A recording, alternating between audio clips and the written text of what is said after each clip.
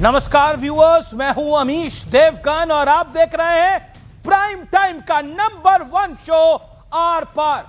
भड़काऊ सियासत के लिए मशहूर असदुद्दीन ओवैसी के बयान पर बड़ा सियासी संग्राम छिड़ गया है। ओवैसी ने कहा है कि एक दिन आएगा जब इस देश में एक हिजाबन यानी हिजाब पहनने वाली बेटी प्रधानमंत्री बनेगी। इस बयान के बाद बीजेपी और क्या कांग्रेस सबने ओवैसी को निशाने पर ले लिया।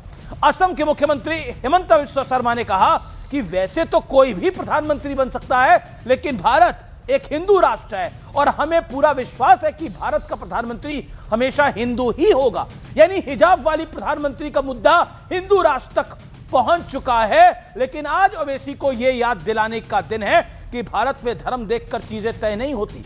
Zakir Hussain, doctor Fakhruddin Ali Ahmed, doctor APJ Abdul Kalam Bharat के राष्ट्रपति रहे हैं। जस्टिस एम फातिमा बीबी जो सुप्रीम कोर्ट ऑफ इंडिया की पहली जज बनी और सिर्फ भारत ही नहीं बल्कि पूरे एशिया में पहली बार एक महिला सुप्रीम कोर्ट की जस्टिस बनी। सईदा अनवरा तैमूर असम की मुख्यमंत्री बनी तो महबूबा मुफ्ती जम्मू कश्मीर रियासत की सीएम बनी।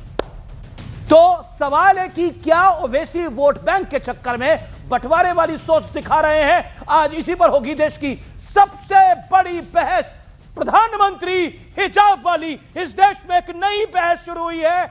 ऐसा लगता है विपक्षी दलों को कि वो अगली बार आएंगे तो हिजाब वाली को प्रधानमंत्री लाएंगे। देश की सबसे बड़ी बहस, क्या अगला प्रधानमंत्री हिजाब वाली होगी? सबसे बड़ी चर्चा।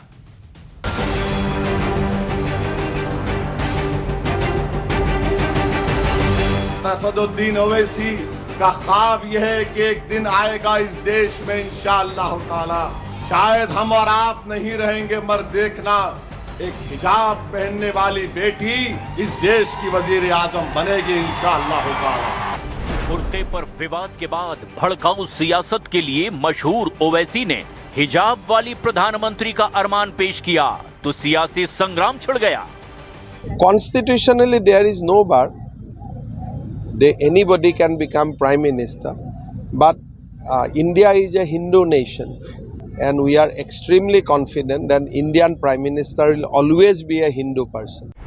ओवैसी अपने एक वोट बैंक बढ़ाने के लिए कुछ भी अपने बयानबाजी करे, उससे कोई बहुत ज्यादा सीरियसली लेने की जरूरत नहीं है।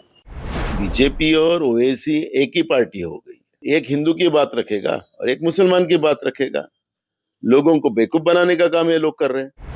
ये कहना कि हिजाब पहनी मुस्लिम महिला ही प्रधानमंत्री बने, इसको मैं एक्सट्रीम बात कहूंगी। सभी धर्म को बराबर का हक दिया गया है, तो एक्सट्रीम में ले जाने वाली बात है, इसको पॉलिटिसाइज नहीं करना चाहिए। और बुरके वाली की आंखें खुल गई तो ईरान में देख लो क्या कर रही हैं बुरके वालियां। जिस दिन इधर ऐसा हो गया ना, उधर ओवैसी खुद ही बुरका पहन के भागेगा उस दिन। हिजाब वाली पीएम के मुद्दे पर साधु संतों ने भी अपने विचार रखे हैं। हाँ, यदि कोई महिला प्रधानमंत्री बनेगी हिंदुस्तान में साड़ी पहन के ही बनेगी। जहाँ कन्या की सुरक्षा जरूरी है, जहाँ देश की सुरक्षा जरूरी है, वही सनातन है, वही हिंदू है और वही हिंदुत्व है। टीएमसी चुनाव सर पर है, लिहाजा महाराष्ट्र के सियासी धुरंधरों ने भी ओवैसी पर सियासी आक्रमण कर दिया। कल अगर बुरके वाली पंतप्रधान बन सकती है तो कल हिंदू समाज को इधर सबको धर्मांतर करके इस हमारे हिंदू राष्ट्र को इस्लाम राष्ट्र बनेगा। मतलब हम हमारे घर की पूजा भी कर नहीं पाएंगे, जय श्री राम नहीं बोल नहीं पाएंगे। सवाल ये है कि क्या सिर्फ और सिर्फ मुस्लिम वोट बैंक के लिए तरह तरह के सियासी पैंतरे आजमाए जा रहे हैं?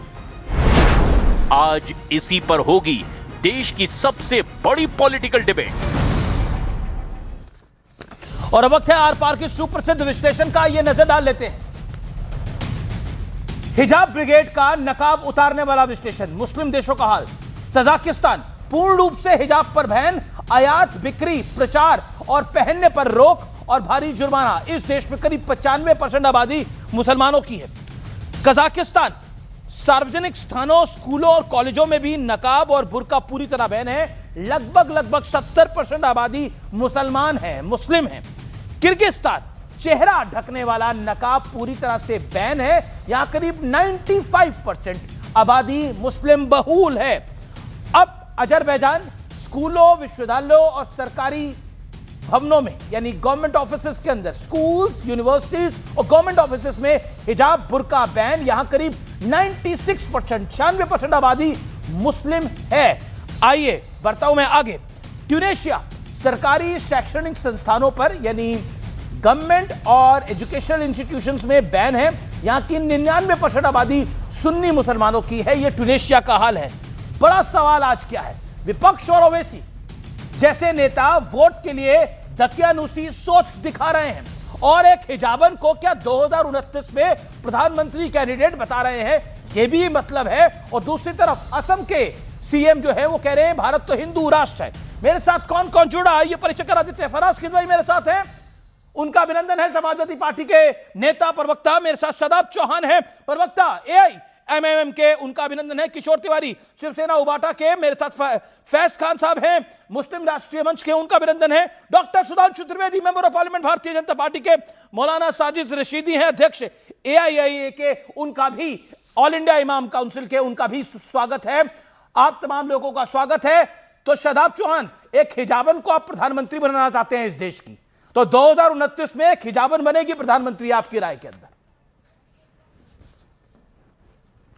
देखिए अमीश जी, मेरे नेता बैरिस्टर असदुद्दीन ओवैसी साहब ने ये बात कही है कि इस देश में कोई भी प्रधानमंत्री बन सकता है जिसके पास मेजॉरिटी होगी। एक देश हमारे देश से कटा जिसका नाम पाकिस्तान है, उसने ये तय किया कि एक ही धर्म का व्यक्ति प्रधानमंत्री बनेगा तो वो तबाह बर्बाद हो गया। उसकी स्थिति क्या है? और हमने ये तय किया कि यहां कोई भी बन सकता है। तो आज हम लोग विकसित भारत की तरफ जा रहे हैं। और अगर कोई बहन हिजाब पहनने वाली भारत की प्रधानमंत्री बनती है तो ये संवैधानिक अधिकार है। जस्टिस एम फातिमा अभी भी सुप्रीम कोर्ट की पहली महिला जज बनी। सैयद अनवरा तैमूर किसी राज्य की पहली मुस्लिम मुख्यमंत्री बनी, असम की। नजमा अब्दुल्ला सबसे लंबे वक्त तक राज्यसभा की उपसभापति रही। बेगम शरीफा हामिद अली 1933 में राउंड टेबल कॉन्फ्रेंस में भारत की प्रतिनिधि रही। मसूमा बेगम देश की किसी राज्य की पहली मुस्लिम महिला मंत्री बनी। अब हम तो हैं ही पहले, ये तस्वीर भी लेके घूम रहे हैं, तस्वीर भी लेके हैं आए हुए हैं। लेकिन यही आप 2029 में हिजाबन को देश का प्राइम मिनिस्टर बनाना चाहते हैं। लाइन ये है, आप सुन तो लीजिए, मैं कह रहा हूं यही तो मेरे भारत की खूबसूरती है जो आपने नाम गिनाए हैं। 1% सिख समाज है, लेकिन सिख समाज से मनमोहन सिंह जी प्रधानमंत्री बने, ये मेरे भारत की पहचान है। और हमारा मानना यह है कि जिस प्रकार से तमाम धर्म जाति के लोग बन सकते हैं, और हमारे नेता ने एक लाइन दी है कि हिजाब पहनने वाली बहन भी प्रधानमंत्री बन सकती है। और सुधांशु त्रिवेदी जी की पार्टी तो कहती है कि हम तो मुस्लिम महिलाओं को अधिकार और सम्मान देना चाहते हैं। तो आप एक महिला को हम लोग प्रोजेक्ट करना अगर चाह रहे हैं, हमारे नेता ने एक बात कही जो संवैधानिक अधिकार है। अच्छा, कोई संवैधानिक बात तो नहीं है। पहले एक second, charity begins from home, पुरानी कहावत है। अपनी पार्टी से शुरुआत करिए, अपनी पार्टी की सदर एक हिजाबन को बना लीजिए पहले, उसके बाद कहानी आगे बढ़ेगी ना। अपनी पार्टी की सदर हिजाबन बनाइए ना पहले आप सुन लीजिए हमने क्या कहा। हमारी पार्टी के अंदर कॉर्पोरेटर्स और तमाम जिम्मेदारियों पर, अरे मैं आप देश का प्रधानमंत्री चाह रहे हैं ना, मैं कह रहा हूं अपनी पार्टी की सदर तो बना के दिखाइए हिजाबन, फिर आगे की कहानी की मैं बात करता हूं। तो लीजिए, प्रधानमंत्री की बाद में बात करेंगे, पहले अपनी पार्टी की सदर तो बनाइए। आप भी बनाए और आप भी बनाए और समाजवादी पार्टी भी बनाए। प्रधानमंत्री जनता चुनती है, प्रधानमंत्री जनता चुनती है, संसदों को और मेजोरिटी तय करती है। तो जनता हिजाबन को प्रधानमंत्री चुने, आप अपनी पार्टी की सदर हिजाबन नहीं चुनेंगे। हिजाबन हो जाएगी प्रधानमंत्री 2029 के अंदर। ऐसा 2029 में ये कहानी अब गढ़ी जा रही है। ओके, शांति शांति शांति। अब आपको पूरा देखिए, जब आपको पहली बार मौका मिला, ओके ये आप गलत कर रहे हैं। एक सेकेंड शादाब चौहान, आप गलत कर रहे हैं। बाद में बोलेगा, हाँ कौन नहीं बोलेगा? 10 सेकंड दीजिए मुझे अपनी बात कंप्लीट, फिर मैं अपनी बात को ना, मैं शांति से सुनता हूं। फिर आपने अपनी बात को रखा है ना, नहीं 10 सेकंड मुझे दीजिए, आपने सवाल, मैं आगे आपको मौका दूंगा। ओके चलिए, बिस्मिल्लाहिर्रहमानिर्रहीम। भारत माता की जय। हमारे MIM के भाई ने काफी सारी बातें कही। ये बात तो स्वीकार कर लिया कि भारतीय जनता पार्टी या संघ परिवार मुस्लिम महिलाओं को आगे लाना चाहता है, इसी क्रम में इंस्टेंट ट्रिपल तलाक को खत्म किया, मुस्लिम महिलाओं को बराबर अधिकार दिया। ये काम आपको करना था। अब यदि भाजपा इतना सोच सकती है, इंस्टेंट ट्रिपल तलाक मोदी जी खत्म कर सकते हैं, तो मुस्लिम समाज को भी सोचना चाहिए कि नहीं? मुस्लिम समाज समान नागरिक संहिता की बात क्यों नहीं करता है? मुस्लिम समाज ये क्यों नहीं कहता है? पॉइंट पर आइए ना। नहीं, मुस्लिम समाज ये क्यों नहीं कहता है कि जिस तरीके से हिंदू एक विवाह करता है, पॉलीगैमी से दूर है, मुस्लिम भी एक विवाह करे, बहुविवाह छोड़े। अब पॉइंट पे मैं आता हूं। यदि हिजाब वाली मुस्लिम महिला प्रधानमंत्री बन गई जी, और बहुविवाह जारी रहा और उस प्रधानमंत्री महिला के पति ने दूसरी शादी कर ली, तो क्या वो भी प्रधानमंत्री आवास में रहेगी? तीसरी कर ली तो तीसरी भी प्रधानमंत्री आवास में रहेगी। चौथी कर ली तो क्या चौथी भी रहेगी? और सुनिए अमीश भैया, तो नई कहानी ले आए आप। ये मामला यहाँ ये एक सेकंड शांति भाई साहब रुकिए, ये तो नई कहानी ले गए। हाँ, और क्या बचा है अब इसके बाद? और ये बचा है, आप ये सोचिए कि यदि बाकी 3 युवा महिलाओं के चक्कर में पहली वाली प्रधानमंत्री को वो तलाक तलाक तलाक बोल देता है, पर अब तो ट्रिपल तलाक बंद है। लिसन टू मी, हाँ। लेकिन 1-1 महीने के अंतराल में जारी है, वो बोल देता है और फिर उसका मन करे फिर से शादी करूंगा। क्या पीएम को हलाला कराना पड़ेगा? शर्म की बात है। अब पहले अपने अंदर समाज सुधार क्यों नहीं करते ये लोग? ये अब हिजाब वाली प्रधानमंत्री के 3, उसके पति ने अगर 3 शादी कर ली तो अब क्या कहानी होगी? अब ये तो प्रधानमंत्री पहले बनाएंगे, पहले तो ये कानून बदलना पड़ जाएगा। You made your point, okay Shadab Chauhan, okay नहीं अमीर जी, पहली बात यह है कि आप राष्ट्रीय चैनल और देश का सबसे ज्यादा देखे जाना वाला चैनल है। किस प्रकार की आपत्तिजनक भाषा का इस्तेमाल जो फैज कर रहे हैं? शांति उनको बोलने का मौका दीजिए, आपके बीच में नहीं बोले वो। अरे सुनो भाई, अरे सुन ले भाई। हाँ, वो इस प्रकार की भाषा का इस्तेमाल कर रहे हैं कि हिंदू नहीं करते शादी तो मुसलमान भी ना करें। अरे भाई, शादी किसको कैसा करना है, और दूसरी बात यह कि महिला का कैसे जीवन यापन करना है वो महिला तय करती है, उसको करने दीजिए। लेकिन ये बात मैं स्पष्टता के साथ कह रहा हूं, शांति अभी तक, अरे बीच में मत बोलिए भाई आप, मैं बीच में नहीं बोला आपके, आप बार बार टोक रहे हैं। मैं आपको एक बात कह रहा हूं कि लगातार हिंदू संगठन कूद करके आते हैं और तमाम बीजेपी के नेता कि हिंदू खतरे में है, जबकि प्रधानमंत्री हिंदू, राष्ट्रपति हिंदू और मुख्यमंत्री हिंदू, सुप्रीम कोर्ट के चीफ जस्टिस हिंदू। हो सकता है जब प्रधानमंत्री एक हिजाब पहनी वाली हमारी बहन बनेगी, ना हिंदू खतरे में होगा, ना मुसलमान खतरे में होगा, ना संविधान खतरे में होगा, ना किसान खतरे में होगा, सबको बराबर का न्याय मिलेगा। ये हम लोग मुस्लिम समाज के बीच में यही तो कह रहा हूं। खुद आरएसएस के लोगों से सीखने की जरूरत नहीं है, आरएसएस के जोकरों से सीखने की जरूरत नहीं है। हमारी बहन जवाब, अरे तुझसे बहस, अरे आपसे बात नहीं कर रहा मुझे, अरे आपके सवाल का जवाब नहीं देगा, छोड़िए इसको। कौन है ये? मैं अमीश जी के सवालों का जवाब दूंगा। मैं अमीश नहीं, मुझे फालतू लोगों ठीक है, एक सेकंड शांति, फालतू लोग का जवाब नहीं देना। मैं अमीश जी और सुधांशु त्रिवेदी जी। ओके, नहीं लेकिन ये भी डिबेट का हिस्सा है, ये भी चर्चा का मुस्लिम का जवाब। एक सेकंड शांति, सुधांशु भैया जो बोलने वाले दिखाने वाले, मैं पहले दिखा दे रहा हूं। ये फातिमा बीबी जी है, इन्होंने कोई हिजाब नहीं पहना है। अब अरे भाई सुधांशु जी और हमारी बात करने दीजिए, आप बीच में क्यों आ रहे हैं? राष्ट्रपति रही है, 2 राजनीतिक दलों का मामला है, हमें बात कर लेने दीजिए। बांग्लादेश की यही सुधांशु ओके, ओके फराज किस भाई सुधांशु भैया का ओके ठीक है। अब आप नाइंसाफी कर रहे हैं, अब आप लगातार बोले। शांति, छोटे भाई से निपट ले पहले। अरे नहीं, कोई छोटा और बड़ा नहीं है, सब बराबर है मेरे राय में। Okay, BJP MP is also with me. Faraz Kidwai मेरे साथ है। फराज किदवई, ये फैज खान साहब ने तो एक नई बहस को छेड़ दिया है। उन्होंने बोला कि हिजाबन अगर प्रधानमंत्री होती है और उनके शौहर साहब अगर एक के बाद दूसरा और दूसरे के बाद तीसरा कर लेते हैं तो फिर क्या होगा? अब ये तो नई चर्चा ही शुरू हो गई है। अब तो मैं तो मतलब ऐसी स्थिति हो गई तो हम लोगों के लिए भी खबर दिखाने में बड़ी दिक्कत हो जाएगी। क्या करेंगे हम? अरे ये सच्चाई, शांति चर्चा नहीं है। अमीर जी चलिए, ये तो नया डायमेंशन लेके आ गए ना। तो अगर हिजाबन प्रधानमंत्री हो गई 2029 के अंदर और ये समस्या आ गई तो आपकी लाइन क्या होगी इसके अंदर, बताइए। अमीर जी देखिए, फैज साहब से शुरुआत कर लेते हैं। फैज साहब के लिए एक शेर मैं सुनाता हूं कि ना लिपटे हैं वो शजर से, ना वो जमीन पर थे, हमारे कुछ दोस्त हमारी ही आस्तीन में थे। मुझे लगता है कि फैज साहब को समझ में आया होगा ये शेर। दूसरी बात है कि फैज भाई कह रहे थे कि मुसलमान जो है वो तो 2 शादी करता है, 3 शादी करता है। अरे आज की तारीख में तो कुछ मुसलमान ऐसे हैं जो एक भी शादी नहीं कर रहे हैं। हमारा फैज अभी कुंवारा है, तो इसको आप कैसे रिलेट कर सकते हैं?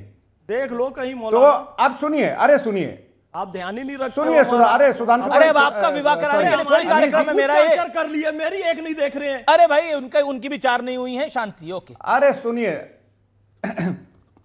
अच्छा अभी आपने कहा अमीश जी कि क्या किसी हिजाब वाली महिला के लिए 2029 में वो प्रधानमंत्री बनेंगी? जी नहीं, 2029 में हिजाब वाली महिला नहीं, जिसके सर पर लाल टोपी होगी वो इस देश का प्रधानमंत्री बनेगा। क्या जिसके सर पे लाल टोपी है वो इस देश का प्रधानमंत्री बनेगा? अब आगे सुनिए आप, अब आगे सुनिए अमीर जी। सुधांशु भाई अभी अच्छा सुधांशु त्रिवेदी, एक सेकंड, सुधांशु त्रिवेदी कुछ कहना चाहते हैं? सुधांशु त्रिवेदी, ना हिजाब वाली ना कोई लाल टोपी वाला, नई बहस ले आए हैं। देखिए, Faraz Kidwai PM in waiting है अखिलेश जी, बिल्कुल सही बोला। जो नहीं सुनिए, जो उनके दिल की बात थी और जो ओवैसी जी ने बोला वो भी सही है। ये सीधे लाल और हरे की हो गई लड़ाई। फराज किदवई जी ने कहा लाल टोपी वाला बनेगा, हरे वालों से कहा भाई तू पीछे लगा रहे, भाई तू बस मेरा झंडा उठाए रहे, सीएम और पीएम तो हमको बनना है। वही बात जो ओवैसी जी ने कही थी। अब आइए साहब, ये जो हमारे शादाब चौहान साहब बैठे हैं, इनकी बात भी साबित हो गई। ओवैसी ने यही कहा था, कब तक तुम फला फला का झंडा उठाते रहोगे, अपना नेतृत्व बनाओ। और ये वही मानसिकता है अमीश जी जो जिन्ना ने किया था।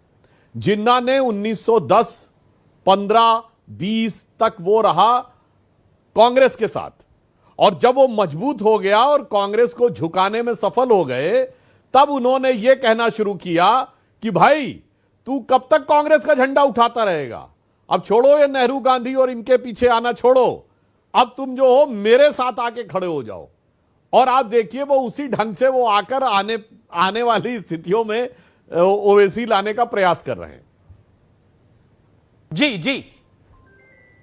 और मैं दूसरी बात ये कहना चाहता हूं, देखिए यथार्थ बात जो भी फैज खान साहब ने कही, फैज खान साहब ने तो एक अभी नई परिभाषा कर दी है। नई परिभाषा क्या, उन्होंने एक परेशानी बता दी है कि हिजाबन प्रधानमंत्री होगी तो समस्या दूसरी हो जाने वाली है। मैंने उसमें बहुत सारे पेच हैं। जो फैज खान साहब ने कहा वो तो छोटी बात है। जिस दिन मतलब जो इनके ख्वाबों ख्यालों वाली महिला आके बैठेगी तो उस दिन तो पक्की बात है कि शरिया पूरी तरीके से लागू होगा, कम से कम मुसलमानों के लिए तो लागू ही होगा। और यह बात आली जनाब असदुद्दीन ओवैसी बोल ही चुके हैं, सरताज सेकुलर सियासत, कि भाई ये जो ट्रिपल तलाक और ये सब चीजों को हटाया गया, हम इससे नहीं मानते। तो ये बताइए, अगर उस महिला को उसके शौहर ने, क्योंकि आप तो ट्रिपल तलाक रेस्टोर कर देंगे, और तलाक के बिद्दत दे दिया और उसको हलाला कराना पड़ा, तब क्या होगा? और राजनीतिक सत्ता की लालच में जिससे हलाला कराना पड़ा, अगर उस पति ने कहा अब मैं नहीं दूंगा इसको तलाक, तब क्या होगा भाई साहब उनके पहले शौहर का? बड़े बड़े कानूनी पेच हैं जो आपने कहा है। तो फैज खान साहब ने तो छोटा सा कानूनी पेच कहा साहब, यहां तो इतना पेच है कि दिमाग घूम जाएगा आपका। मगर अब मैं एक और यथार्थ की बात एक सेकंड, शदाब के बाद जवाब है, लेकिन शदाब ये 2000 शदाब के बाद जवाब है 2029 में आप हिजाबन प्रधानमंत्री चाहते हैं इस देश के अंदर? शदाब चौहान, नहीं, हमने कोई तय सीमा नहीं कही, तब चाहते हैं। लेकिन मैं सुधांशु जी, आप चुनौती के साथ आपसे मैं सवाल पूछ रहा हूं कि भारत के संविधान ने कोई पाबंदी लगाई है क्या? और आपने कहा, जिन्ना का आपने जिक्र किया, उसकी विचारधारा को हमने 47 में अपने पैरों तले कुचल के रख दिया। उसकी बात आप ज्यादा करते हैं, आपको प्रेम है, नहीं मालूम कौन सा प्रेम आपको है, क्योंकि अडवाणी जी जिन्ना के मजार पे गए थे, मैं कभी नहीं गया। चुनौती के साथ मैं कह रहा हूं कि क्या हिमंता बिस्वा ने बोला कि भारत हिंदू राष्ट्र है, क्या आप भी ये मानते हैं कि भारत धर्मनिरपेक्ष राष्ट्र नहीं बल्कि हिंदू राष्ट्र है? भारत में किसी एक आस्था को क्या आप भी सुप्रीम मानते हैं? भारत में किसी की आस्था सुप्रीम नहीं है सर। भारत ने सिख समाज का प्रधानमंत्री देखा, हिंदू समाज का देखा। अगर हिजाब पहनने वाली बहन बन जाती है तो आपको क्या आपत्ति है? आपने कहा तलाक को लेकर के और कई तरह की चीजों को, नहीं 10 सेकंड, तलाक को लेकर के आपने कई जगह, हमने तो नहीं कहा कि स्वर्गीय जो हमारे बीच नहीं है रामविलास पासवान जी, कितनी शादियां होती, सरकारी आंकड़ा बताता है कि हिंदू समाज में क्या नहीं होती। और हम जो शादियां करते हैं सम्मान देते हैं, हमारे यहां मिस्ट्रेस नहीं होता है सर। और दूसरी बात यह है कि जब प्रधानमंत्री बनेगी भारत की बेटी तो भारत का गौरव ऊंचा होगा या नहीं होगा? आप बेटियों को सशक्त करना क्यों नहीं चाहते? आपने कहा मुस्लिम महिलाओं को अधिकार देंगे, आप डिमांड ड्रिवन स्कॉलरशिप क्यों नहीं देना चाहते? आप जो महिलाएं अधिकार मांगती हैं, मुस्लिम महिलाओं को हमारे मिस्ट्रेस नहीं होती, रोजगार के अवसर क्यों नहीं देते? ओके। देखिए, जहां 4 पत्नियों की व्यवस्था हो और तलाक देने का अधिकार सिर्फ पुरुष के पास हो, तलाक के बिद्दत सिर्फ पुरुष दे सकता है, दोनों के पास महिला नहीं दे सकती है। उसमें तो मिस्ट्रेस और पत्नी का लगभग ग्रे एरिया आ जाता है। आप जब चाहें जिसको तलाक दे दें, जब चाहें जिसको छोड़ दें, जब चाहें जिसके साथ शादी कर ले, वो एक अलग विषय, मैं उसमें नहीं जा रहा। पहली बात जो शादाब चौहान साहब जी ने गलत बोली, सरकारी आंकड़ा भी जिन्ना की विचारधारा को पैरों तले कुचला, ये सरासर झूठ है साहब। 1946 का चुनाव हुआ और उस समय मुस्लिम लीग ने आज का जो यूनाइटेड प्रोविंस यानी उत्तर प्रदेश है, 73 में 64 सीटें जीती थी। शादाब खान साहब कान खोलिए और सुनिए, 73 में 64 सीटें जीती आज के यूपी में, और 95% वोट मिला मुस्लिम लीग को, यानी पाकिस्तान बनाने के समर्थन में भारत के मुसलमानों ने वोट किया। और आजादी के बाद उत्तर प्रदेश से कितना मुसलमान पाकिस्तान गया? 1%। 15.5% से 14.5% के ऊपर आबादी आई। अब दूसरी बात मेरे भाई, और कान खोलिए सुनिए, एक बड़ी खबर आ रही है। सीएम योगी आदित्यनाथ ने कहा है कि हमें हिंदू होने पर गर्व है। योगी आदित्यनाथ, हमने जबरन किसी को गुलाम नहीं बनाया, बल होने के बावजूद हमने किसी से कुछ नहीं छीना। योगी आदित्यनाथ ने अब से कुछ देर पहले यह बड़ा बयान दिया है। मैं सीधा रुख करता हूं फराज किदवई का। फराज किदवई, योगी आदित्यनाथ का यह स्टेटमेंट, हमें हिंदू होने पर गर्व है, हमने जबरन किसी को गुलाम नहीं बनाया। जवाब फराज किदवई, 40 सेकेंड्स। नहीं, बहुत अच्छी बात है, और आदरणीय योगी आदित्यनाथ जी को हिंदू होने पर गर्व है और उनको होना भी चाहिए गर्व। लेकिन यहां एक बड़ी आपत्तिजनक बात हुई। आपत्तिजनक यह बात हुई कि अगर इस देश की प्रधानमंत्री कोई मुस्लिम महिला हो गई तो उसके ऊपर तमाम हलाला और ट्रिपल तलाक और सारी बातें हो गई। मैं तो पूछना चाहता हूं फिर फातिमा बीबी के बारे में सुधांशु त्रिवेदी जी और फैज खान का क्या ख्याल है? नजमा हेपतुल्ला के बारे में क्या ख्याल है? क्या उन सारी महिलाओं के लिए भी भारतीय जनता पार्टी के प्रवक्ता और फैज खान यही बातें करेंगे? प्रॉब्लम पता है क्या है आपको? प्रॉब्लम यह है अमीश जी कि महिलाओं का सम्मान भारतीय जनता पार्टी और आरएसएस से छूट ओके। क्यों मैं बोल रहा हूं? मैं इसलिए बोल रहा हूं। Okay, 50 seconds done, you made your point. Sudhanshu Trivedi, 50 seconds for you. Sudhanshu ji, देखिए, पहली बात तो मैं कहता हूं, यहां जो डिबेट हो रही है अमीश जी, सूत न कपास जुलाहे से लट्ठम लट्ठा। अरे भाई शादाब चौहान साहब, वो हिजाब वाली खातून पीएम बनेगी तो बनेगी, पहले उसको अपनी पार्टी का अध्यक्ष तो बनाइए। क्या अध्यक्ष तो दाढ़ी वाला रहेगा बोल रहे थे, और उसके बाद पॉलिटिक्स करेगा बुरके वाली के ऊपर? मैंने कहा शुरुआत तो करिए, पहले अपनी पार्टी का अध्यक्ष एक हिजाब वाली महिला को बनाइए। दूसरी बात जो फराज किदवई साहब ने कहा, बिल्कुल सही बात है। नजमा हेपतुल्ला के अलावा एक और यूपी की बड़ी नेता थी, मोहसिना किदवई। यस, उनकी कितनी फोटो है आपने बुरके और हिजाब में देखी हैं? फराज किदवई साहब बताइए। एक भी नहीं। अब आइए, अभी जो मैं पहले बोल चुका हूं, फिर बोल रहा हूं, किदवई साहब भी उसी फैमिली से हैं। अभी मरहूम बेगम खालिदा जिया, फराज किदवई साहब भी उसी परिवार से हैं। फराज किदवई साहब भी उसी फैमिली से हैं। मोहसिना किदवई, वही इसीलिए मैंने इसीलिए बोला कि नजमा हेपतुल्ला या मोहसिना किदवई जी की कितनी फोटो है बुरके में, कितनी फोटो है हिजाब में। अभी मरहूम बेगम खालिदा जिया बांग्लादेश में, जिनकी डेथ हुई अभी, कितनी फोटो है हिजाब में, प्रधानमंत्री रही हैं। शेख हसीना, कितनी फोटो है हिजाब में। बेनजीर भुट्टो, कितनी फोटो है हिजाब में। और फैज खान साहब ने बोला, इंडोनेशिया दुनिया का सबसे बड़ा मुस्लिम कंट्री, उसकी प्राइम मिनिस्टर मेघावती सुकार्णो पुत्री। और दर्शकों को ध्यान रखना चाहिए, मुस्लिम महिला नाम है मेघावती सुकार्णो पुत्री, शुद्ध संस्कृत निष्ठ नाम है। कितनी फोटो है हिजाब में। और मोहम्मद साहब की सीधे वंशावली में शाह जॉर्डन का परिवार आता है।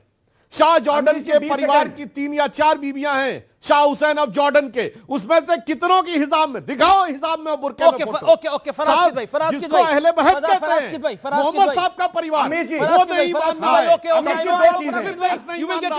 भारत से कटकर लगा हुआ मुस्लिम देश नहीं मान रहा है। यहाँ अपनी पार्टी में सदर नहीं बना रहे बुरके वाले को, इसे कहते हैं सूत में कपास जुलाहे में लट्ठम। फराज किदवई की बारी है। फराज किदवई प्लीज। हाँ अमीर जी, मैं सिर्फ 2 बातें कहना चाह रहा हूं। एक कि जिस तरह से यहां पर महिलाओं का अपमान किया गया, और दूसरी बात, सुधांशु जी ने इंडोनेशिया की बात की, बांग्लादेश की बात की। सुधांशु जी, हलीमा याकूब का नाम आपने सुना है? हलीमा याकूब का नाम आपने सुना है? She was the 8th president of Singapore from September 14, 2017 to 2023। ये सिंगापुर जिसकी पर कैपिटा इनकम $90,000 है, ये वहां की प्रधानमंत्री थी। इनको आप देखिएगा। मैं कहना, और दूसरी बात, मैं आपको एक बात और बताता हूं, इनको जानते हैं आप, इनको Ibtihaj Muhammad, she is an American sabre fencer. नहीं दिख रहा है, चला गया है। शी, हाँ ये देखिए, she is an American sabre fencer and author, entrepreneur and Olympic medallist. What you want to prove? आप प्रूव क्या करना चाहते हैं? आप उन्होंने तो इंडियन एग्जांपल दिए, मैंने भी आपको इंडियन एग्जांपल दिए, एक के बाद एक। सैयद अनवर तैमूर, जस्टिस एम फातिमा बीबी, नजमा अब्दुल्ला, मसूमा बेगम, बेगम शरीफा हामिद अली, फरा मालिक भांजी, मैंने तो आपको back to back Indian example दिए। आप क्या कहने का कोशिश कर रहे हैं? अमीर जी, मैं कहना क्या चाह रहा हूं, मैं कहना क्या चाह रहा हूं, प्लीज सुनिए। मैं कहना यह चाह रहा हूं कि एक तरफ सुधांशु त्रिवेदी जी बांग्लादेश की शेख हसीना की बात करते हैं, और दूसरी उनकी जो प्रेसिडेंट थी उनकी बात करते हैं, और ये कहना यह चाह रहे हैं कि क्योंकि वो प्रेसिडेंट या प्राइम मिनिस्टर थी, हिजाब नहीं ओढ़ती थी, इसलिए वो प्रोग्रेसिव थी।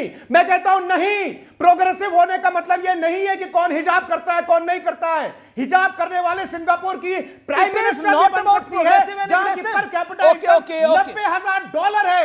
Okay Sudhanshu Trivedi, okay let you made your point. Okay Sudhanshu Trivedi, then Kishore Tiwari and Sajid Rashid. देखिए फराज किदवई साहब का, फराज किदवई साहब का मैं बहुत जबरदस्त एहतराम करता हूं। क्या इन्होंने दिल का राज खोला है आकर। बिल्कुल साफ हो गया कि मजहबी अकीदे यानी धार्मिक आस्था से कोई लेना देना नहीं है। मुस्लिम देश में महिला हिजाब नहीं पहनेगी, गैर मुस्लिम देशों में पॉलिटिक्स करने के लिए हिजाब का मुद्दा उठेगा।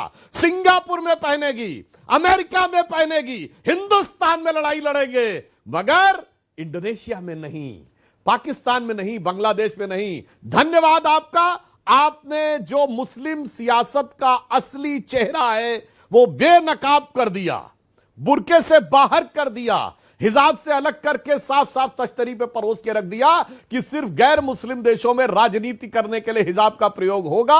अर्थात यह धार्मिक मुद्दा नहीं, यह राजनीतिक मुद्दा है। ओके फराज किदवई, आपके पास, आप अपनी बात में, आप अपने बचाव में कुछ कहना चाहते हैं? 30 सेकंड का आपको मैं मौका देता हूं। आप चाहते हैं हिजाबन प्रधानमंत्री हो, बिल्कुल सबको हक है प्रधानमंत्री बनने का, इस देश के अंदर कोई भी बन जाए, लेकिन आपको लगता है 2029 में, जैसा असद ओवैसी कह रहे हैं, एक हिजाबन प्रधानमंत्री होगी इस देश की? आप इस लाइन से सहमत हैं, यस और नो? देखिए अमीर जी, अभी आपने आंसर माय क्वेश्चन लिया, अभी आपने नजमा नहीं, देखिए 2029 में जो प्रधानमंत्री बनेगा उसके सर पे हिजाब नहीं, उसके सर पे लाल टोपी होगी। ये तो मैं पहले ओके ठीक है, लाल टोपी होगी। ओके मुझे एक second. Okay Sajid Rashidi 40 second, then Kishore Tiwari, काफी देर से वो भी वेट कर रहे हैं। हिजाबन 2029 में आपको लगता है प्रधानमंत्री हो जाएगी इस देश के अंदर? देखिए हमीश भाई, एक चीज मानना पड़ेगा, सुधांशु भाई बैठे हैं, हिंदुस्तान के आईन में कहीं नहीं लिखा कि देश का प्राइम मिनिस्टर हिंदू होगा, बिना हिजाब के होगा या खास लिबास में होगा जी, कहीं नहीं लिखा है। हिंदुस्तान का प्राइम मिनिस्टर होने के लिए सिर्फ 3 चीजें जरूरी हैं इनमें। एक तो वो हिंदुस्तानी शहरी हो, पार्लियामेंट का मेंबर हो, बिल्कुल, और अक्सरियत ने उसको चुन दिया हो। ये 3 चीजें होना जरूरी है। ये जो हिजाब का मसला है, एक सवाल उछाल दिया गया, उछाला नहीं गया, उछला है, उछाला गया है, ये उछाला गया है, ये राजनीतिक दावपेच है, उछाल दिया एक सवाल ये है। तो सवाल तो उछाले ही जाते हैं, तो आप इस सवाल से सहमत हैं या नहीं असहमत हैं? नहीं, मैं बिल्कुल सहमत नहीं हूं। आप मेरा बयान सुनिएगा, मेरा बयान 3 दिन से चल रहा है टीवी पर।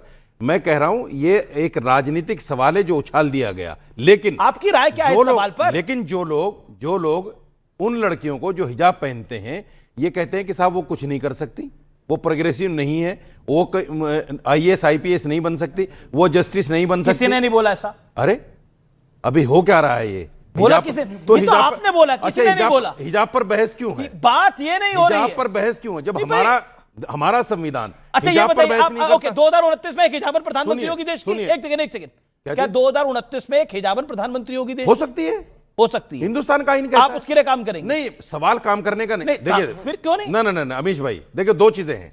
आपने कहा हो सकती है, मैंने कहा हो सकती है। आपने कहा उसके लिए काम करेंगे, मैं क्यों काम करूंगा भाई? मैं कोई सियासी दल से तो हो नहीं। मैं सिर्फ ये कहना चाहता हूं, आप चाहते हैं ऐसा हो कि यहां आप, चलिए मैं सवाल को बदल लेता हूं, आप चाहते हैं ऐसा हो? जब लोग यहां बैठकर हिंदू राष्ट्र की कल्पना कर सकते हैं, तो क्या मैं यहां बैठकर एक मुसलमान प्राइम मिनिस्टर की कल्पना नहीं कर सकता? ये भी देशद्रोह हो जाएगा? नहीं, बिल्कुल नहीं देशद्रोह का, मैं तो सवाल नहीं, अगर हो सके, सवाल तो आपने ऐसे ही पूछा। नहीं, मैंने तो सवाल जैसे मैं अगर कह दूंगा तो देशद्रोह हो जाएगा। नहीं, सवाल आपका सवाल पूछने का अंदाज यही था। और आपको तकलीफ है कोई हिजाबन प्रधानमंत्री हो जाए? इनको तो होगी, इनको तो होगी, तकलीफ नहीं है, नहीं, इनको तो होगी। मैं 40 पूरी कमजोर 1 मिनट बोला आपने, 1.25 मिनट बोला। नहीं करना चाहिए, लोकतंत्र में रहकर लोकतंत्र को कमजोर करने का काम। Okay okay okay okay okay. हिजाब वाली लड़की होगी लोकतंत्र कमजोर होगा? सुनिए मेरा हिजाब वाली लड़की होगी तो लोकतंत्र कमजोर होगा? बोलो आप, नहीं बोलिए ना, आपने लोकतंत्र कमजोर कैसे कह दिया? किशोर तिवारी, कैसे एक ऑडियो डाउन वंदे मातरम पे चर्चा नहीं है। Kishore Tiwari, do you support हिजाबन प्राइम मिनिस्टर और डू यू सपोर्ट हिजाबन प्राइम मिनिस्टर? जो यहां पर बात हो रही है, डू यू सपोर्ट इट? हिजाबन सीएम, हिजाबन प्राइम मिनिस्टर, और ये सब कुछ महाराष्ट्र से निकल के आया है। वहां कई चुनावों में इसकी जिक्र हुआ, जिसका जवाब देवेंद्र फडणवीस ने अपने तरीके से दिया, जिस पर ओवैसी बोले, जिस पर कांग्रेस बोली बाद में। एक मिनट मेरी बात सुन लो। ये बंबई के चुनाव में मुस्लिम वोट पे को शिवसेना से दूर ले जाने के लिए सब हो रहा है। और सुधांशु त्रिवेदी, मुझे लगता था कि आप है ना देवा भाव के तरीका बोलते कि भारत का प्राइम मिनिस्टर एक हिंदू होगा और वो महाराष्ट्र से होगा। चलो महाराष्ट्र से मत बोलो, तुम उत्तर प्रदेश तुम, लेकिन आपके मुंह से ये नहीं निकला क्या 80% जहां हिंदू है वहां पे प्राइम मिनिस्टर हिंदू होगा? ये तो बोलना चाहिए। हाँ, और शिवसेना यही चाहती है। और अभी जो मराठी मानूस, गैर मराठी मानूस ये सब कुछ कर रहे हैं। आप कह रहे हैं कि शिवसेना से मुसलमान वोट दूर करने के लिए पूरा गेम खेला जा रहा है? अरे भैया, आए हैं ओवैसी बी टीम बोल के आए हैं, और कुछ लोग तो हमारे स्लीपर सेल में भी आ गए हैं। क्या बताए अब सुधांशु त्रिवेदी? आप तो बोलो कि भारत का प्राइम मिनिस्टर ये केवल हिंदू होगा और भारत एक हिंदू राष्ट्र रहेगा। ऐसा बोलो तो सही। आपकी लाइन क्या है? अपनी लाइन बोलिए, उनको जो बोलना होगा वो बोल लेंगे। आप अपनी लाइन तो बोलिए। अरे मैंने आपको आपत्ति है इनकी बात पर? एक आपत्ति है। ओके मैं मेरी लाइन क्लियर कर रहा हूं। सिर्फ हिंदू होगा, ये हिंदू राष्ट्र, मुझे आपत्ति है, घोर आपत्ति है। किशोर तिवारी की बात, जब हिंदुस्तान का आईन नहीं कहता इस बात को, हिंदुस्तान का आइन किसी हिंदू मुसलमान की बात ही नहीं करता। संविधान से बड़े वो कहता है हिंदुस्तानी होना चाहिए, पार्लियामेंट का मेंबर होना चाहिए, और अक्सरियत को मिल जानी चाहिए। ओके, हेमंता बिस्वा शर्मा का बयान, हेमंता बिस्वा शर्मा का ओवैसी को जवाब, भारत का प्रधानमंत्री हिंदू ही होगा। हेमंता बिस्वा शर्मा का ओवैसी को जवाब, यह खबर अब बड़ी हो गई है। भारत एक हिंदू राष्ट्र है। हेमंता बिस्वा शर्मा सिटिंग सीएम है आसाम के। भारत का प्रधानमंत्री हमेशा हिंदू ही बनेगा, कोई और नहीं, सीधे तौर पे हेमंता बिस्वा शर्मा कह रहे हैं। और क्या देश का अगला प्रधानमंत्री कोई हिजाबन होगी? यह बड़ी बहस हो गई है। सुधांशु त्रिवेदी। हाँ, अब देखिए मैं तीनों बातों पर ओके ये कहलवा दीजिए। पहला तीनों पॉइंट जो मोहन फराज भागवत जी किदवई तो साहब कह ने चुके हैं, बोला, घोषित हिंदू राष्ट्र है। ओके, मौलाना साहब ने बोला, और जो किशोर जी ने, अरे आप तो चुप रहो, आप तो क्यों चुप रहेंगे आप? कहीं नहीं आते। नहीं आते हो, इत्मीनान से। लोग की नाजायज औलाद यहाँ नहीं, ये सब नहीं। वंदे मातरम बोलने वालों को जूते मारूंगा बोलते हैं। नहीं, आप नहीं, अब तुम कहीं नहीं आते। नहीं, एक सेकंड, ये देखिए, मेरा निवेदन है। वंदे मातरम कहने वाले को ये जूता मारेगा, इसकी हिम्मत है। आप इत्मीनान से, ये इसका स्टेटमेंट है। मैं अपनी वॉल्यूम को डाउन करिए। नहीं, वंदे मातरम बोलिए। आपको वंदे मातरम बोला। नहीं, कोई किसी को जूता नहीं मारेगा। भाषा की मर्यादा, एक सेकंड, भाषा की मर्यादा रखी जाए। नहीं, किसी को आप अपनी बात को रखिए। मेरा निवेदन मानिए। वंदे मातरम कोई जूता मारेगा, कैसे मारेगा? ये कह रहा है। ओके, एक सेकंड, शांति। नहीं, गाली देते हैं। अब शांति, मैं बात जा रहा हूं, सुधांशु त्रिवेदी की बात जा रहा हूं मैं। सुधांशु त्रिवेदी, गाली नहीं है। Sudhanshu Trivedi, audios down. Sudhanshu Trivedi, make your point please. देखिए, मैं फैज खान साहब से कहूंगा, अरे आप काहे इस बात को दिल पे ले रहे हैं? मौलाना रशीदी ने तो इतना बड़ा अपमान समाजवादी पार्टी के अध्यक्ष अखिलेश जी की पत्नी और सांसद का कर दिया था। वो लोग बेचारे चुप रह गए, कुछ बोले नहीं, क्योंकि मौलाना है रशीदी। वो लोग नहीं बोले, काहे आप दिल के ऊपर ले रहे हैं? वो मौलाना जी बोले रहेंगे और ये लोग उनके ऊपर करते रहेंगे टॉलरेट। अब मैं तीनों की बात का जवाब देता हूं। फराज किदवई साहब ने एक बड़ी अच्छी बात, नहीं, हिमंता बिस्वा शर्मा ने बोला ये हिंदू राष्ट्र है, एक हिंदू ही इस देश का प्रधानमंत्री बनेगा। सुधांशु त्रिवेदी, अरे मैं तीनों, क्या मुसलमान इस देश का प्रधानमंत्री नहीं हो सकता? तीनों पे आ रहा हूं मैं, पॉइंट बाय पॉइंट। अरे मैं तीनों पे आ रहा हूं, आने तो दीजिए, मैं बता रहा हूं तीनों का एक एक लाइन में। सुनिए तो, फराज किदवई साहब ने बोला कि टोपी वाला, लाल टोपी वाला इस देश का प्रधानमंत्री बनेगा। तो फराज किदवई साहब, वो सद्दाम हुसैन जैसी दाढ़ी बढ़ाए हुए दूसरे टी शर्ट वाले का क्या होगा? आपने टोपी पहना दी उसको। वो बंगाल की ममता जी का क्या होगा? आपने टोपी पहना दी उनको। महाराष्ट्र में उद्धव ठाकरे जी का क्या होगा? टोपी पहना दी। और सनातन धर्म के इरेडिकेशन का संकल्प लिए स्टालिन जी का क्या होगा? उनको भी टोपी पहना दी। और अभी अभी बिहार में जो लालू प्रसाद यादव जी के बेटे हैं, जिनके अरमानों का जनाजा अभी अभी निकला है हाल के चुनावों में, उनको भी टोपी पहना दी। क्या लाल टोपी वाले ने गजब की टोपी पहनाई है इस डिबेट में बैठकर अमीश जी, ये पूरे देश की जनता ने साफ देख लिया। अब दूसरा जवाब देता हूं, जो इन्होंने कहा कि साहब इस देश की प्रधानमंत्री बनेगी हिजाब वाली, तो जानते क्या होगा? ये वही लोग हैं। जोहरान ममदानी न्यूयॉर्क का मेयर बना तो कुरान पे हाथ रख के शपथ खाई, जबकि केवल 8.5 लाख मुसलमान हैं न्यूयॉर्क में। यह होती है हिम्मत। कुरान पे हाथ रख के शपथ ली। तो इनके यहां आएंगे तो इनसे पूछिए, कुरान पे हाथ रख के शपथ लेंगे कि संविधान पे हाथ रख के शपथ लेंगे? सबने सोशल मीडिया पे लिखा। अभी यहां कोई कुछ भी बोले, सोशल मीडिया में सबने चेरिश किया है। देखो न्यूयॉर्क का मेयर कुरान पे हाथ रख के शपथ ले रहा है, कुरान को सबसे ऊपर रख रहा है। यह दिल की इनकी असली हकीकत है। और अब मैं कहना चाहता हूं, तिवारी जी ने जो बात बोली, तो हेमंता शर्मा जी ने जो बोला है अमीश जी, नहीं मैं उसको थोड़ा इंप्रोवाइज करता हूं। हिंदू नहीं होगा। अरे हिंदू तो नेहरू जी भी थे, इंदिरा जी भी थी और राजीव जी भी थे। ऐसा वाला हिंदू नहीं होगा, वो हिंदुत्व वाला होगा, श्री नरेंद्र मोदी जी की तरह। जैसे मुझे याद है स्वर्गीय बाला साहब ठाकरे जी का 1992-93 में जब वो नए नए नेता बन के उभर रहे थे प्रभावी ढंग से, उनका एक इंटरव्यू लिया गया। उनसे कहा कि आप पे यह आरोप है कि आप हिंदूवादी नेता हैं। तो जानते बाला साहब ठाकरे जी ने क्या कहा? नहीं, यह आरोप गलत है। और एक पॉज लिया। तो पत्रकार को लगा शायद ये सफाई देंगे कि मैं हिंदूवादी नहीं हूं। बाला साहब ठाकरे जी ने कहा यह आरोप गलत है, मैं हिंदूवादी नेता नहीं हूं, मैं कट्टर हिंदूवादी नेता हूं। और उसके बाद उन पत्रकार महोदय का मुंह छुआरे जैसा हो गया था। तो तिवारी जी,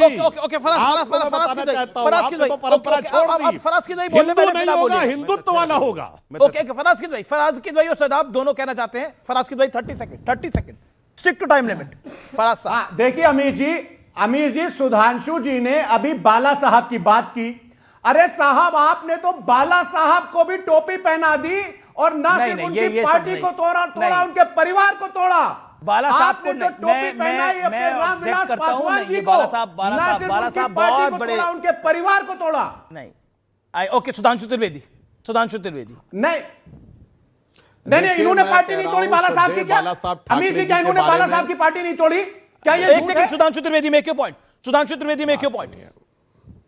मैं मान सकता हूं कि समाजवादी पार्टी के मन में श्रद्धेय बाला साहब ठाकरे जी के लिए अथाह घृणा होगी, क्योंकि उन्होंने ये कहा था कि यदि मेरे शिव सैनिकों पे आरोप है कि तथाकथित बाबरी मस्जिद गिराई तो मुझे गर्व है। वो भड़ास आपके मन से निकल रही होगी, परंतु जो उनकी पार्टी टूटी इसके बारे में हमारे गृह मंत्री और ये शब्द सही नहीं थे कि बाला साहब को और शिवसेना पुत्र मोह में टूटी। बाला साहब को टोपी पहना दी, ये शब्द गलत थे। मैं इसको ऑब्जेक्ट करता हूं। बाला साहब ठाकरे बिल्कुल गलत है और मैं इस शब्द का प्रतिकार करता हूं। ओके, ये शब्द सही नहीं था, मुझे लगता है, क्योंकि बाला साहब बहुत बड़ी, मुझे लगता है तिवारी जी से पूछना चाहिए और उनको अभी यहां पर इंडी गठबंधन के बारे में टिप्पणी करनी चाहिए तिवारी जी को कि श्रद्धेय बाला साहब ठाकरे जी के बारे में ऐसी टिप्पणी कर रहे हैं, फिर भी ये साथ में रहेंगे।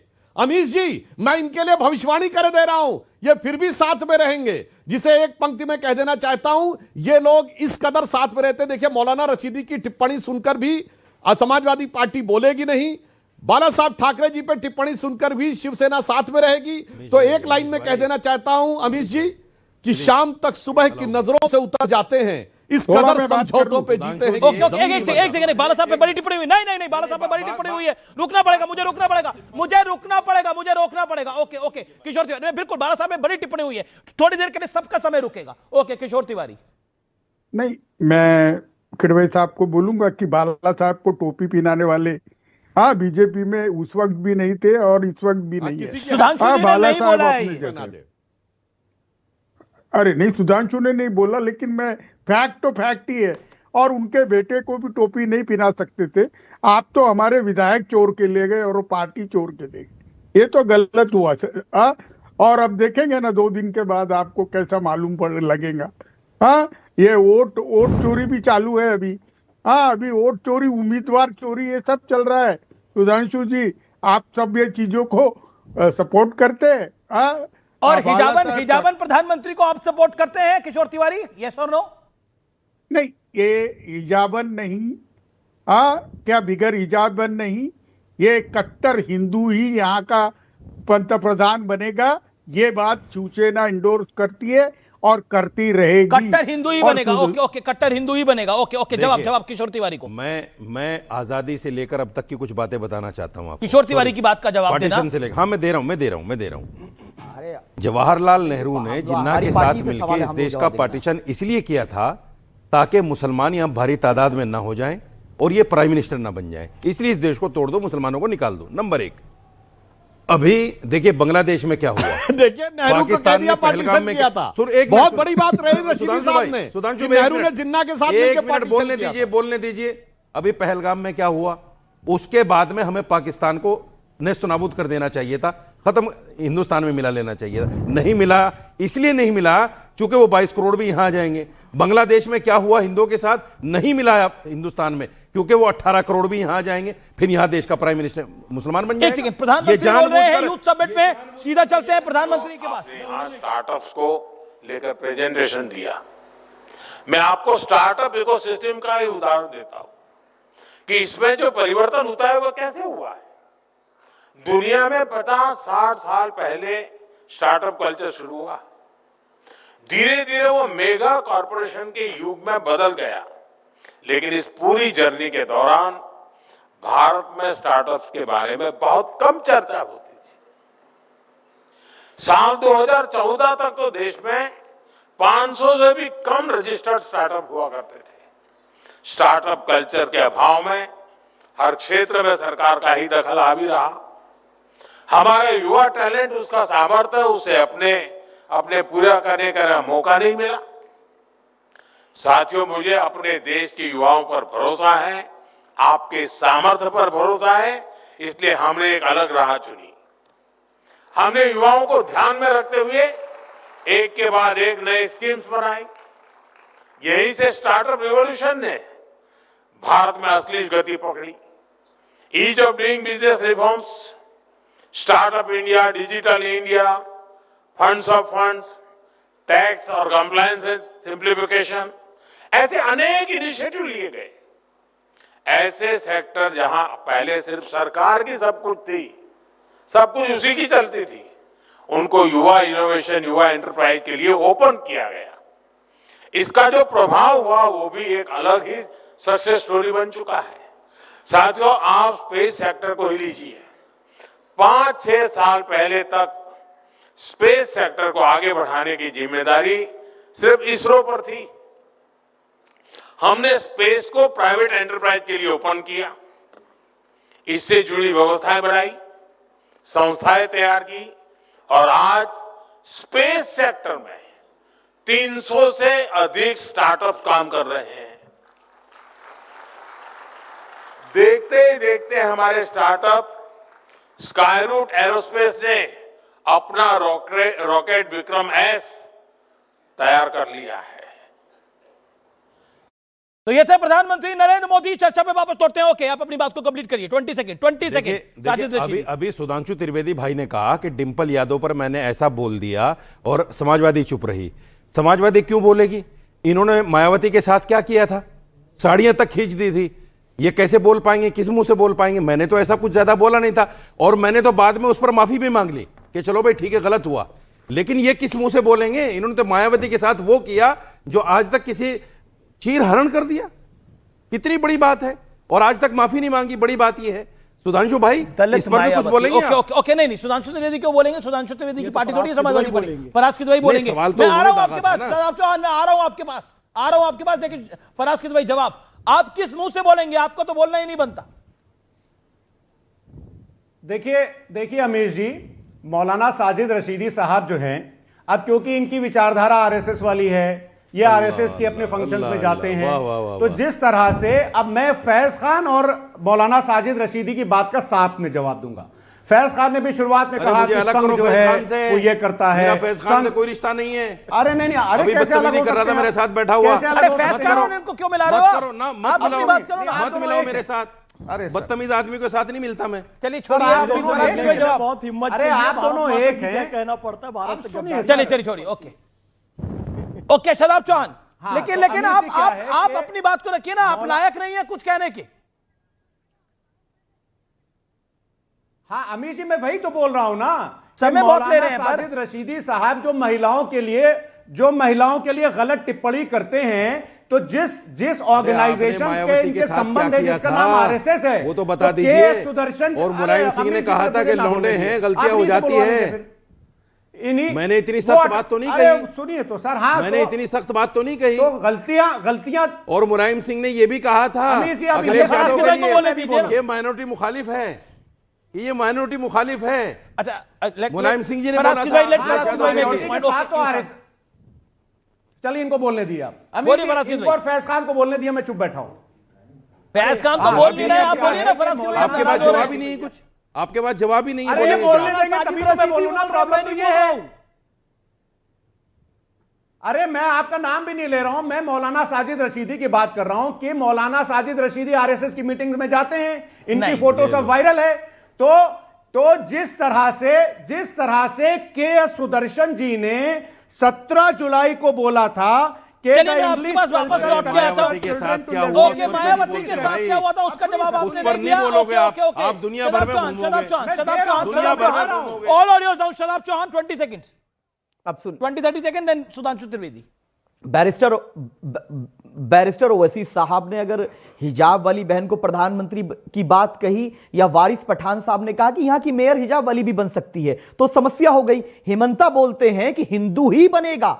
जब उत्तर प्रदेश में, मैं उससे आगे बढ़कर भी बात बोल रहा हूं कि जब उत्तर प्रदेश में गेरुआ वस्त्र धारण किए हुए बाबा मुख्यमंत्री बन सकते हैं, तो दाढ़ी टोपी वाला मुख्यमंत्री क्यों नहीं बन सकता? हिजाब वाली बहन मुख्यमंत्री साजिद रशीदी कह रहे हैं हिजाब वाला, एक हिजाब वाली विधायक प्रधानमंत्री का सपना देख रहे हैं। एक हिजाब वाली विधायक तो बनाई नहीं, आप प्राइम मिनिस्टर बनाने का ख्वाब देख रहे हैं। सुन लीजिए, आपने तो विधायक तक नहीं बनाया हिजाब वाली को। सर आप तो साजिद भाई पहले एक विधायक बना लीजिए, पहले एक एमपी बना लीजिए। Okay Sudhanshu Trivedi, last 20 second, one line for this. 10 second तो सुनिए। Okay audio, okay all audios down. Sudhanshu Trivedi 20 second Sudhanshu ji, one line for this. देखिए बहुत साफ बात है, मैं फिर रिपीट कर देता हूं।